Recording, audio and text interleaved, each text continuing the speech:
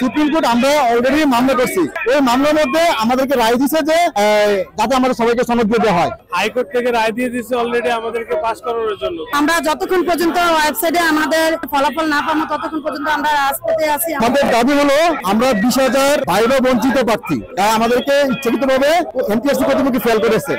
আমাদেরকে পুনরায় বিবেচনা করে সনদ দেওয়ার জন্য আমাদের মূলত আজকে এখানে অবস্থান।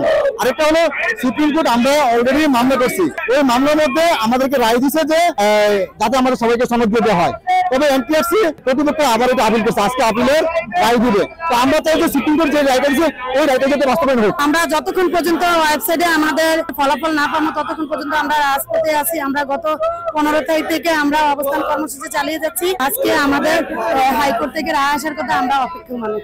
হাইকোর্ট থেকে রায় দিয়ে দিচ্ছে অলরেডি আমাদেরকে পাস করানোর জন্য, কারণ আমাদেরকে অবৈধভাবে যে ফেল করানো হয়েছে তার সনদের পক্ষে হাইকোর্ট আমাদের যে রায় দিচ্ছে এই রায়কে আমরা বাস্তবায়ন করার জন্য আমরা এখানে আজকে আন্দোলনরত অবস্থায় আছি।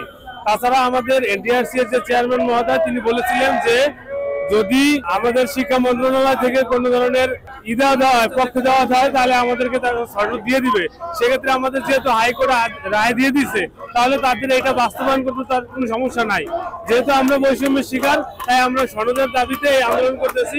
আপনাদের মাধ্যমে আমরা সারা বাংলাদেশকে জানাতে চাই যাতে আমাদেরকে সনদ দিয়ে আমাদের ন্যায্য দাবিগুলো মানা হয়।